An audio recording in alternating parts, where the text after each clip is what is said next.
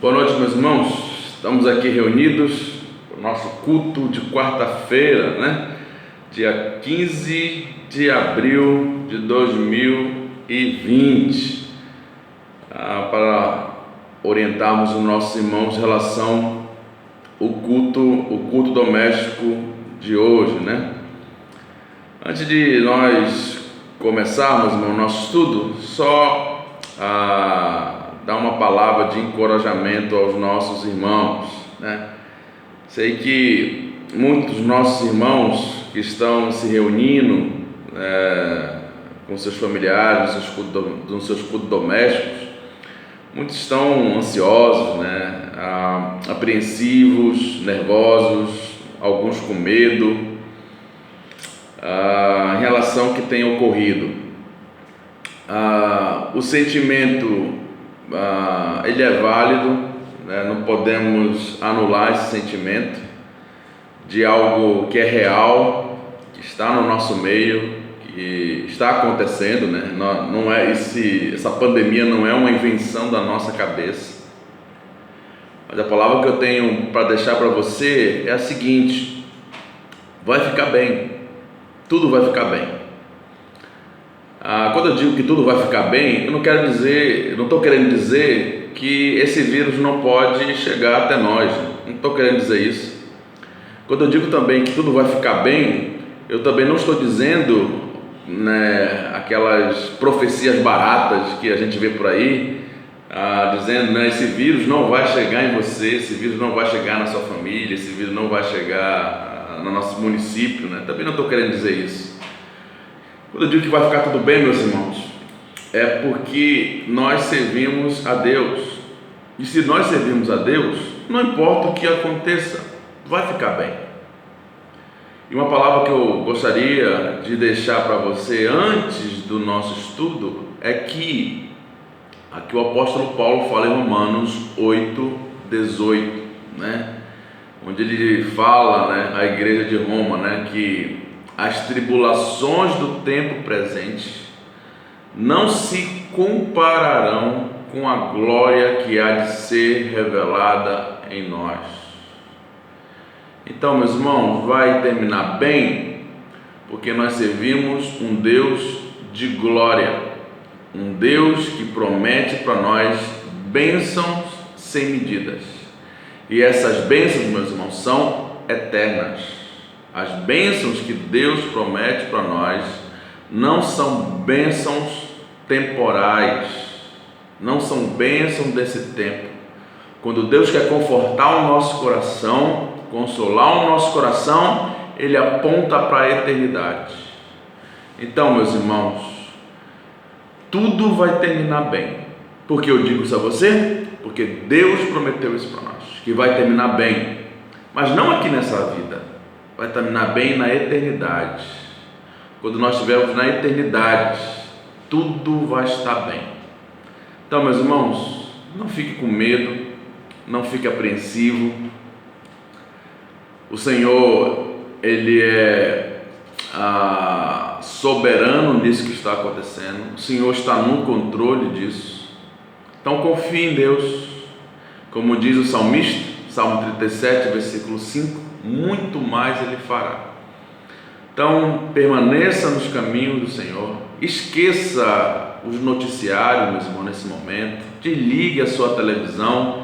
Abra a sua Bíblia. Deus está lhe dando uma oportunidade muito preciosa nesse momento, de escolher a melhor parte. Em Lucas capítulo 10, versículo 35 ao 42, conta lá a história de Marta e Maria, Jesus foi até a casa delas, e Marta, ao ter ali Jesus ao lado dela, se preocupou com muitas coisas, se preocupou com a casa, se preocupou com a comida, se preocupou com os afazeres diários, enquanto Maria teve uma única preocupação: de se colocar aos pés de Jesus e ouvir dos seus ensinamentos, aprender do seu mestre. Então, meus irmãos, esse momento é o momento de nós aprendermos do meu mestre, do nosso mestre, desliga a televisão, esqueça o noticiário, para de ficar com a expectativa de quantos mais vão pegar esse vírus, de quantos mais vão morrer. Pare com isso, confie em Deus, se apegue no Senhor, conheça Ele através da sua palavra, ore mais, esteja mais em comunhão com Deus. É isso que nós precisamos nesse momento escolher a boa parte, e a boa parte é estar com Cristo, é conhecê-lo ainda mais. Então, meus irmãos, antes de nós começarmos o nosso estudo, eu gostaria de falar essa palavra para você, e que você se apegue mais com Deus, confie mais em Deus. Ele sabe o que está fazendo, Ele é soberano e faz isso muito bem. Então Deus sabe o que está fazendo, confie nele, que Ele sabe muito bem o que está fazendo, e essa pandemia vai até onde Ele decidir até onde essa pandemia deve ir. Então confie no Senhor, tá bom? O estudo, meus irmãos, dessa semana nós vamos falar sobre família, né? Já que nós estamos já mais de um mês, né, nos reunindo no nosso culto doméstico em família, né? Marido, esposa, filhos, né? Familiares, alguns têm chamado, outros familiares, vizinhos, amigos, para estarem juntos realizando esse culto doméstico. Então, eu tive a preocupação de direcionar o estudo dessa quarta-feira para a família, diante de um evento que ocorreu, né, na China, nesse confinamento, nesse isolamento social que foi realizado lá. E após, né, a liberação do isolamento, muitos casais saíram de suas casas caminhando para o cartório ou no fórum, né, para dar entrada no seu divórcio, porque não se aguentavam mais um ao outro, né? Já estavam tão acostumados de não estarem juntos, né, de o marido sair para o seu trabalho, da esposa sair para o seu, dos filhos irem para a escola, para a faculdade, se encontrarem apenas um pequeno tempo ali no dia a dia, né? Tinham encontros assim bem vazios no decorrer da semana, no final de semana, e quando tiveram que nesse momento se isolarem, eles não aguentaram, né? Não se aguentaram, e o índice de divórcio lá na China tem ultrapassado níveis assim, né, impressionantes. E daí que veio a minha preocupação e também a minha palavra de ânimo para os casais que estão tendo o privilégio de hoje estarem juntos, né, nesse isolamento social, de poderem, né, compartilharem a companhia um do outro, dos filhos, nessa oportunidade que Deus tem nos dado, usando nessa pandemia para voltar ao princípio, né, do amor e do prazer de se estar em família. Então, se você está com a sua Bíblia aí, abra lá a sua Bíblia em Mateus capítulo 20, versículo 26 ao 28. Então, Mateus capítulo 20, versículo 26 ao 28, que diz assim, meus irmãos, a palavra do nosso Deus: não é assim entre vós, pelo contrário, quem quiser tornar-se grande entre vós, será esse que vos sirva, e quem quiser ser o primeiro entre vós, será vosso servo. Tal como o Filho do Homem, que não veio para ser servido, mas para servir e dar a sua vida em resgate de muitos. Então, o tema que nós demos aí, você está com o seu guia, né, de estudo em mãos. O título que nós demos foi Eu, um servo para o meu cônjuge? Né, uma pergunta que a maioria dos maridos e das esposas não querem responder. não querem responder porque não querem não querem dar o braço a torcer, né? Nessa grande batalha, desse grande ringue, né, que fizeram entre o relacionamento conjugal. Eu, um servo, ele que seja meu servo, ela que seja minha serva, mas eu não. Então, nesse nosso culto doméstico e nessa meditação, meus irmãos, nós vamos caminhar nesse desafio que nós precisamos ter de sermos o servo do nosso cônjuge. Aí no seu guia nós temos a nossa introdução e vemos que a família, meus irmãos, nós precisamos entender isso. A família, ela não vem pronta, ela não vem acabada, né? Ela não vem perfeita e nem aconchegante, né? A família, ela vem, né, com aquele, é como um quebra-cabeça, né? Quando nós pegamos aquele quebra-cabeça na caixa, ele vem todo desmontado, né? E aí nós vamos montando peça por peça quando nós nos casamos, porque o casamento ele não vem pronto. O rapaz não sai da sua casa, da casa dos pais, pronto e maduro para assumir uma casa, né? Nenhum jovem, nenhum rapaz sai dessa forma. Infelizmente, meus irmãos, entre as esposas que se queixam de que a mãe do seu marido o mimou bastante, né? E não treinou ele para ser solidário no lar, muitas acabam, né, por cometer os mesmos erros que com seus filhos. As mulheres acabam reclamando da mãe do seu marido porque mimou ele, não ajudou e não ensinou ele a ser solidário com a sua esposa nas tarefas de casa, na contribuição e na ajuda com os filhos. Essas mesmas esposas que reclamam das suas sogras por causa dos seus maridos cometem os mesmos erros com os seus filhos, não preparando também eles para lidar nas situações familiares que eles vão ter futuramente quando adentrarem para o matrimônio, adquirirem o matrimônio. Então, o resultado, meus irmãos, que nós vemos é que homens e mulheres, né, jovens, casam-se longe do padrão ideal almejado, né, um para o outro, o marido para com a sua esposa e a esposa para com o seu marido. Mas a primeira coisa, meus irmãos, que nós precisamos entender, o primeiro ponto que nós precisamos entender é que o casamento, ela é uma instituição que ela está em constante obra, né? O casamento ele vai estar em obra até o final da nossa vida. O marido vai estar em obra até o final da vida dele e a esposa vai estar em obra até o final da vida dela, né? Essa é a grande verdade. O marido nunca vai conseguir ser aquilo que a esposa espera. E a esposa nunca vai conseguir ser aquilo que o marido espera. Por que isso, meus irmãos? Porque o marido e a esposa são dois pecadores.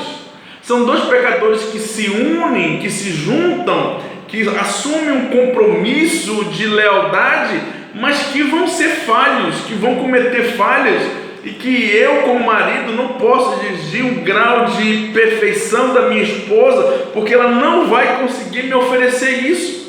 E nem minha esposa exigir de mim um grau de perfeição, né, que eu não vou conseguir oferecer isso a ela, porque eu não sou perfeito e minha esposa também não é perfeita. E quando duas pessoas imperfeitas se juntam, o que elas vão fazer de melhor? Imperfeição. Isso é óbvio. E nós devemos aprender, meus irmãos, dentro desse caminhar de construção que nós estamos trilhando como casal, que nós precisamos contribuir para o aperfeiçoamento e para o crescimento um do outro, para que nós possamos entender que o meu cônjuge está sujeito a erro e que eu preciso de alguma forma contribuir para que o meu cônjuge ele caminhe o mais próximo possível do ideal. O ideal ele nunca vai chegar, ela nunca vai chegar, mas eu preciso contribuir e ela também precisa contribuir para que eu chegue o mais próximo possível do ideal, porque isso é o casamento é parceria. Casamento é um ajudando o outro. Casamento é essa lealdade de contribuir para o crescimento um do outro. E casamento, meus irmãos, ele é via de mão dupla, né? É o vai e vem. Eu não posso trabalhar sozinho para o amadurecimento do meu casamento. A minha esposa também precisa trabalhar junto comigo. É essa via de mão dupla. Eu assumo minha responsabilidade como marido bíblico e trabalho no crescimento da minha esposa, e assim também ela assume o seu papel como uma esposa bíblica, trabalhando para o meu crescimento, para o meu amadurecimento. E assim é o casamento, essa via de mão dupla, que vai ser uma instituição que estará em constante construção até o final da nossa vida, até nós morrermos, até nós chegarmos no céu.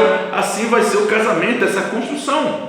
E entender que dentro dessa primeira lição, o primeiro aspecto é que o marido, ele não vem pronto. As esposas precisam entender isso, que o marido, ele não vem pronto, por mais treinado que ele seja, que ele esteja o rapaz para cuidar de uma casa ou para conseguir o sustento no mercado de trabalho, né? E essa preparação, né, para o mercado de trabalho e para o sustento do lar está cada dia mais imperativo, mais exigente. O jovem, ele não está totalmente pronto para a condução de sua família, não está. Ele precisa entender que ele precisa da graça, da misericórdia e de ajuda de pessoas mais maduras, bíblicas, temente a Deus, para lhe ajudar a crescer e amadurecer.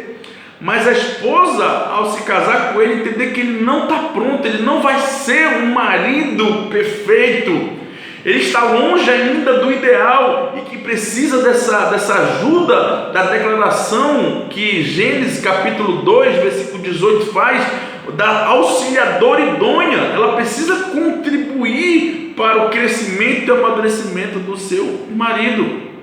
Por outro lado, o marido entender que a esposa também não vem pronta. A jovem, meus irmãos, ela nunca está totalmente pronta para ser uma esposa auxiliadora e mãe. Esposa não está pronta. Maternidade, meus irmãos, não cai de paraquedas. Não tem um livro, né? Pode até ter, né? Mas é um livro mentiroso, dizendo, né, os 10 passos da esposa ideal. Os 10 passos para você ser uma esposa excelente. Não existe isso. Não existe isso. Isso é uma caminhada. Isso é uma jornada. A esposa não vem pronta, né? Por mais que ela tenha sido preparada, por mais que ela tenha sido ensinada, treinada, ela não está pronta. O casamento, meus irmãos, é um aprendizado prático. Você só aprende o que é casamento no casamento, né? Você pode ter ouvido falar muito sobre casamento antes de se casar, lido inúmeros livros antes de se casar, ouvido inúmeras pregações. Isso vai contribuir? Lógico que vai contribuir. Isso vai ajudar? Lógico que vai ajudar no casamento, mas o casamento é na prática. O casamento é no dia a dia. Os desafios conjugais, eles são práticos, né?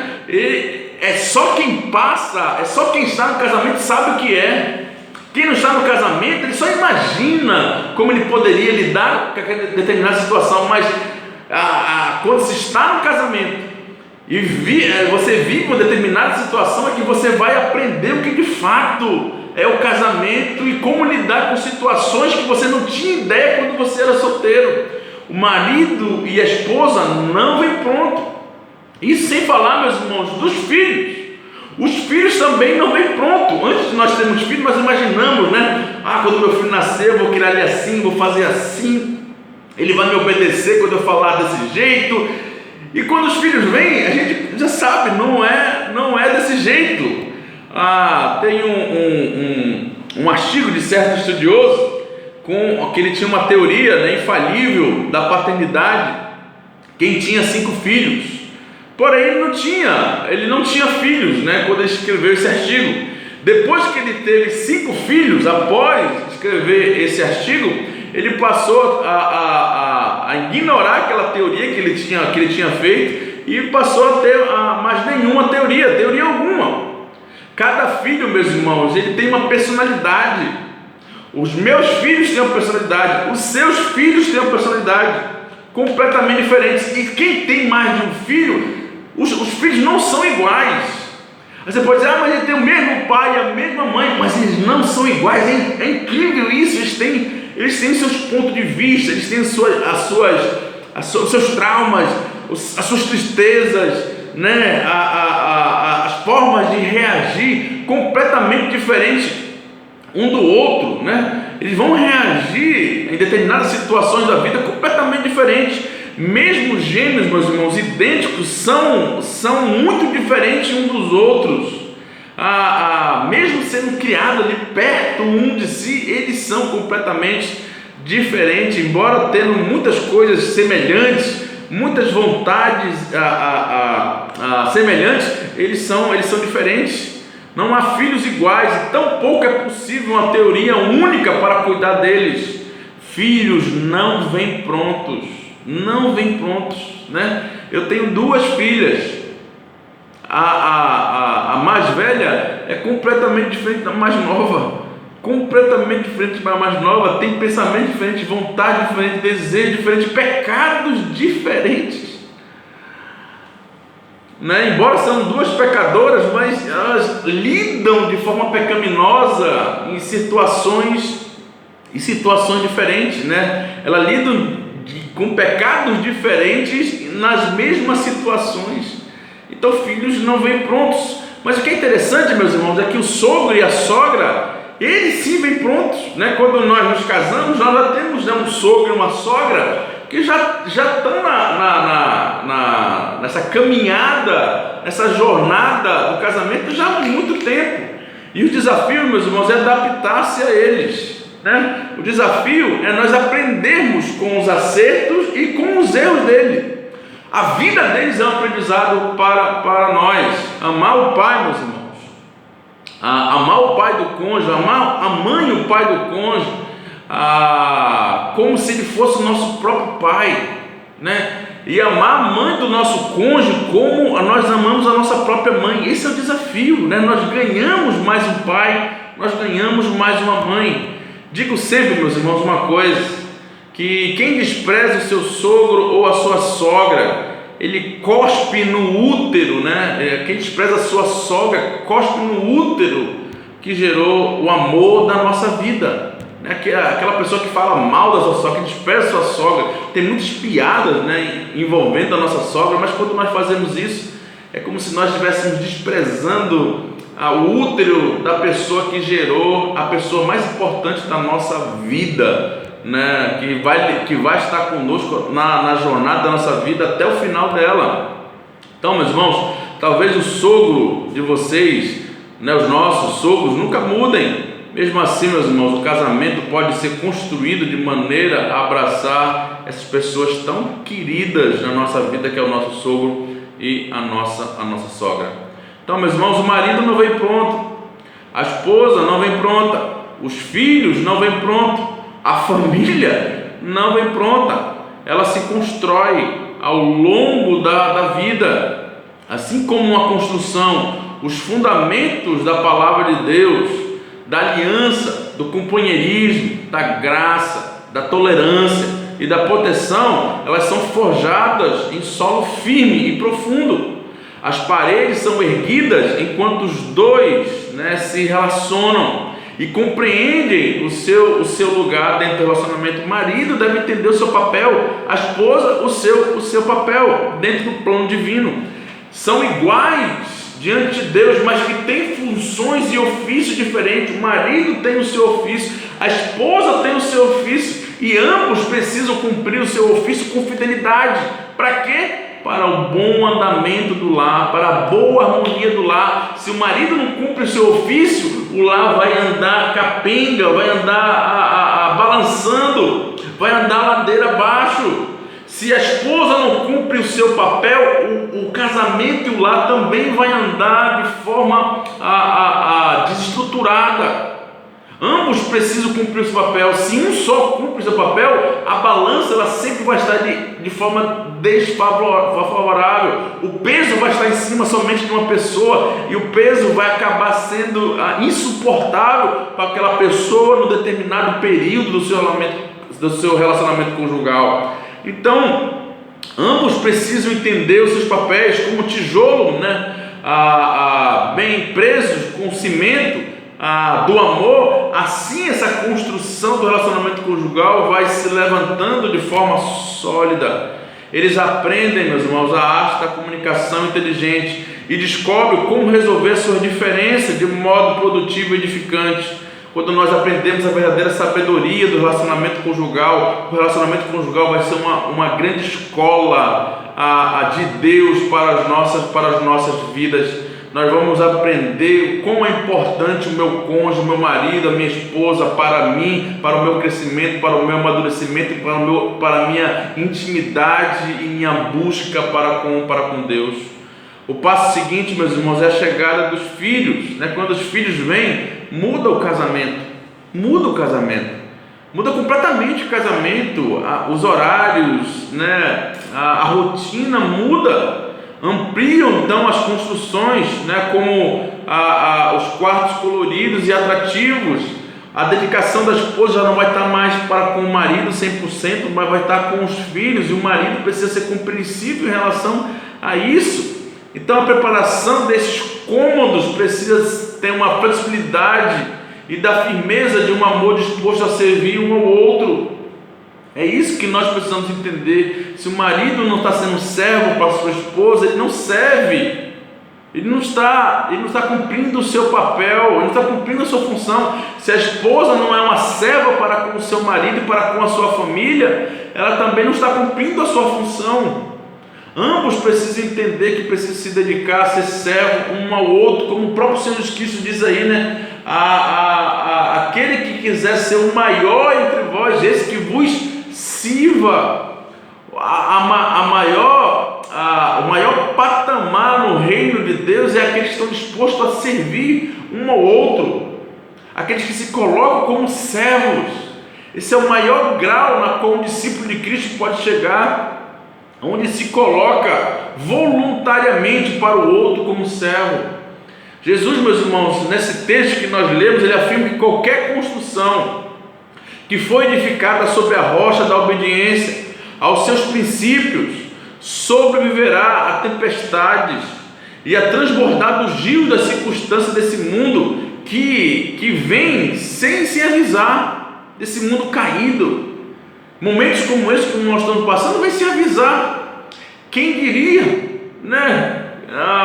no início do ano, no final do ano de 2019, que nós iríamos passar por esse momento logo no início de 2020.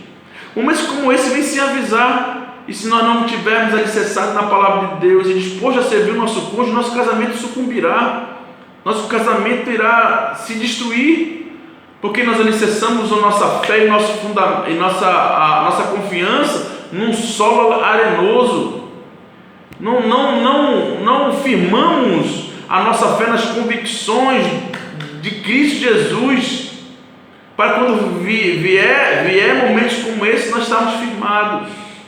Cabe ainda, meus irmãos, nós como maridos e esposa, assumir um compromisso um com o outro, com a minha família, que Josué assumiu em Josué capítulo 25, versículo 15, quando ele diz, eu e minha casa serviremos ao Senhor. Mas ter essa declaração não somente em palavras, não somente para colocar no status das nossas redes sociais, mas ter essa declaração como compromisso, como uma tarefa diante de Deus e diante do meu cônjuge. Nós serviremos ao nosso Deus. Eu farei de tudo para que minha esposa e meus filhos sirvam a Deus, e minha esposa também tem esse mesmo compromisso, vai fazer de tudo para que o seu marido e a sua família sirvam a Deus. E assim o casamento é construído nesse solo rochoso que é Cristo Jesus. Mas nós vamos aprender, meus irmãos, algumas lições desse texto que nós lemos acerca de ser um verdadeiro servo para o nosso cônjuge. Então, alguns princípios de como ser um servo para o nosso cônjuge. Primeiramente, meus irmãos, entender que a etapa do casamento é completamente diferente de qualquer outra que passamos nessa vida.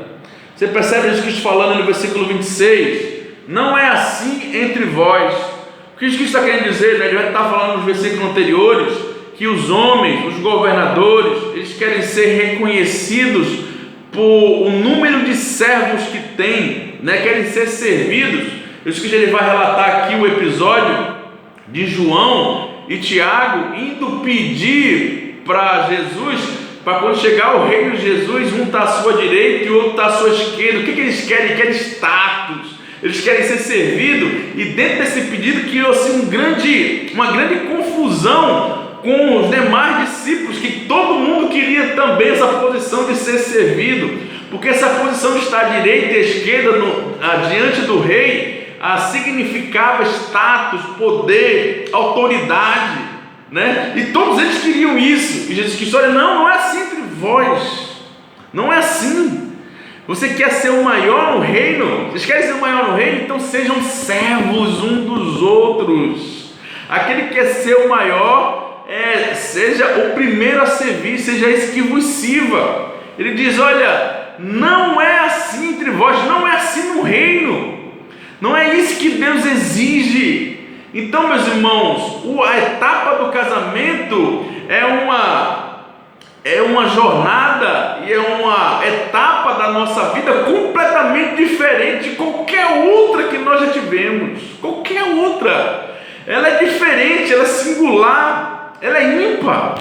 Aquilo que o meu casamento e o meu cônjuge exige de mim é completamente diferente de qualquer experiência que eu tive nessa vida. Completamente diferente.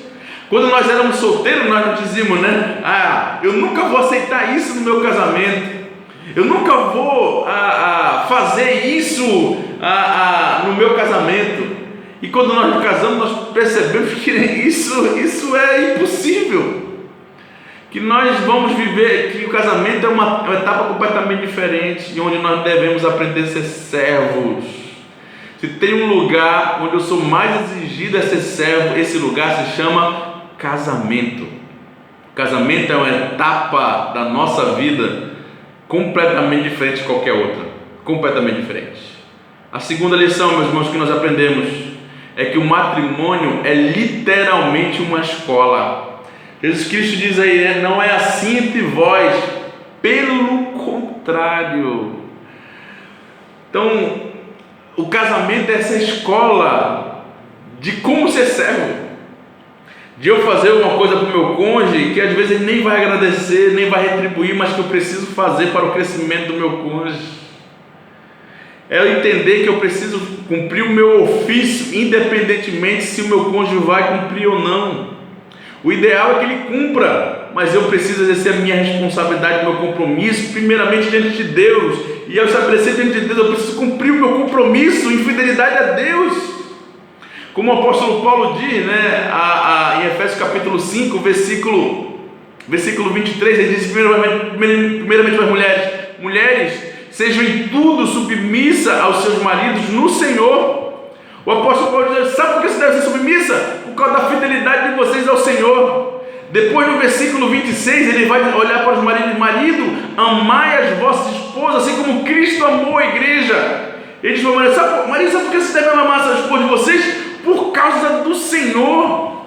Então nós devemos exercer a nossa função, o nosso ofício no casamento por causa do Senhor.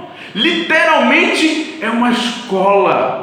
É uma escola onde está em jogo a nossa fidelidade primeiramente a Cristo. Primeiramente a Cristo. Então, meus irmãos, a segunda lição é essa: o matrimônio é literalmente uma escola. Uma escola onde eu vou aprender de forma prática o que é ser um servo. Terceira lição, meus irmãos, que nós aprendemos: que os valores do relacionamento conjugal são completamente diferentes dos valores do mundo, completamente diferentes. O Jesus diz aí no texto, né? Quem quiser tornar-se grande entre vós, será esse que vos sirva. Então, o relacionamento conjugal, os valores do relacionamento conjugal são completamente diferentes dos valores do mundo. completamente diferente do valor do mundo. O mundo vai dizer para você: olha, você não deve fazer isso, você precisa se submeter a isso, você não precisa passar por esse vexame. Mas os valores bíblicos são mais profundos. Os valores bíblicos são mais desafiadores, radicais, completamente diferentes. Que diz: olha, quem quiser ser o maior.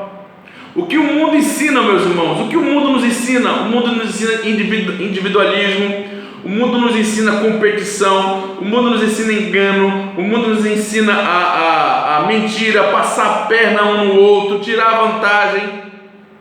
Nós ensinamos os nossos filhos a serem independentes, a ter a sua independência financeira, e quando eles chegam no matrimônio, sabe o que acontece, meus irmãos? O casal são dois competidores, um querendo vencer o outro, se torna um grande ringue de batalha, onde não são dois parceiros, mas são dois lutadores de MMA, um querendo superar o outro. Nós não podemos ensinar os nossos filhos a ser assim. Nós precisamos ensinar para os nossos filhos parceria, lealdade, compromisso.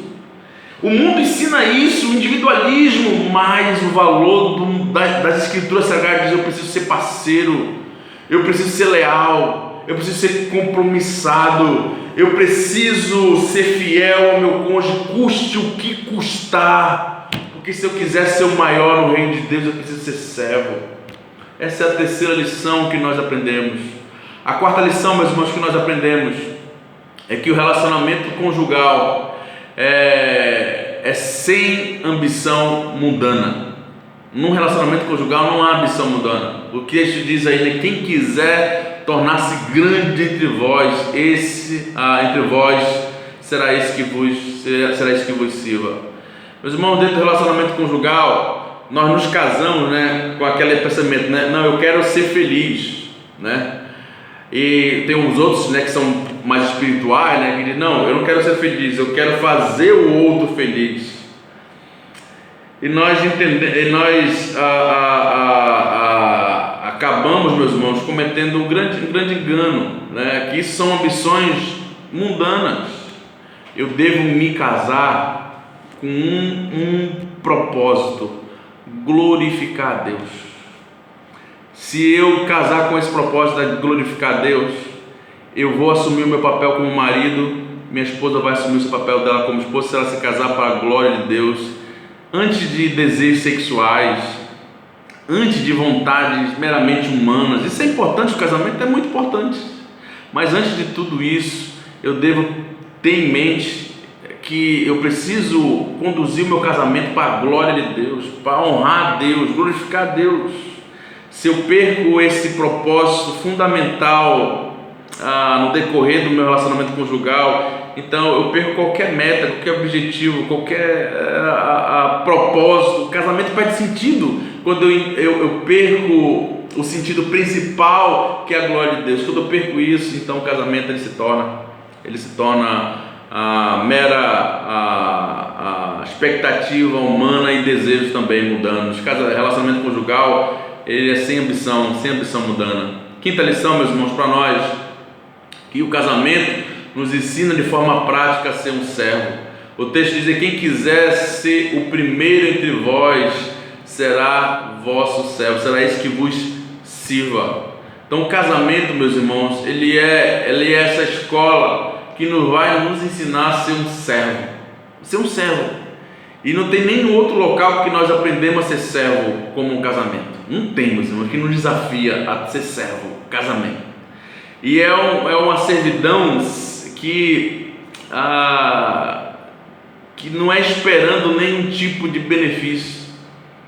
É exatamente esse tipo de servidão que Cristo quer de nós. E no casamento é esse aprendizado que nós vamos ter, que nos ensina de forma prática como ser um servo sem esperar nada em troca. E a sexta e última lição para nós, meus irmãos: o alvo dos cônjuges, o alvo do marido e o alvo da esposa deve ser Cristo. O texto, termina dizendo, versículo 28: tal como o Filho do Homem, que não veio para ser servido, mas para servir e dar sua vida em resgate de muitos. O nosso alvo precisa ser imitar Cristo. tal como filho, né? Cristo ele se deu para nós, ele se doou para nós. Então, logo, se o meu alvo é Cristo, o que eu preciso ser para minha esposa? Eu preciso me doar para ela. O que minha esposa precisa ser? Ela precisa se doar para mim.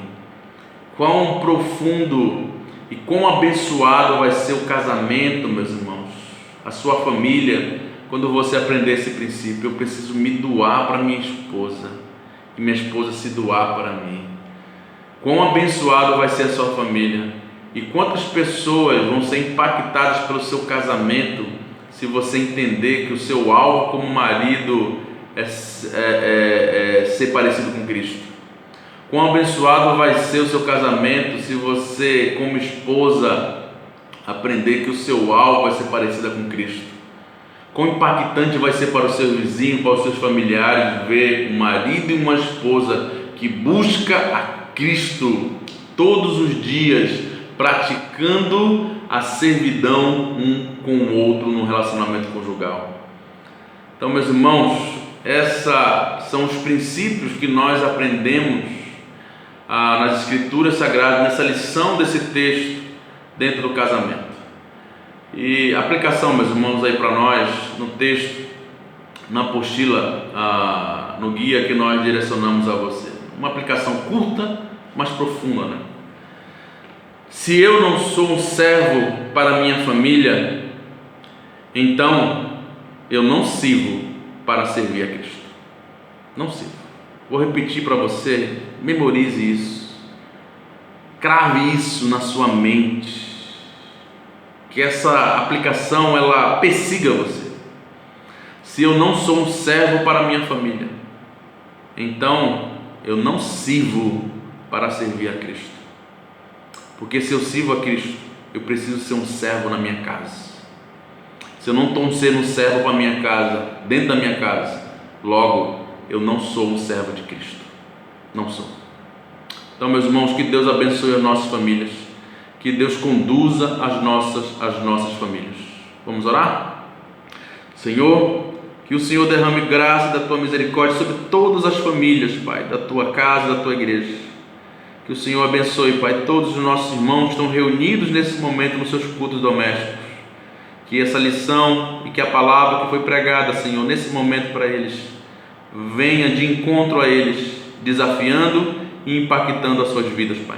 Que o Senhor venha abençoar todas as famílias, Pai, derramar a tua graça, da tua misericórdia, e que cada um, Pai, maridos, esposas e filhos que ouviram da tua palavra nesse momento, se sintam desafiados pela tua palavra, e não somente se sintam desafiados, Pai, mas que assumam o compromisso de colocar a tua palavra em prática e fazer valer aquilo que foi ensinado nesse momento para eles, Pai. Que o Senhor os abençoe, que o Senhor os guarde, no nome santo de Jesus. Amém.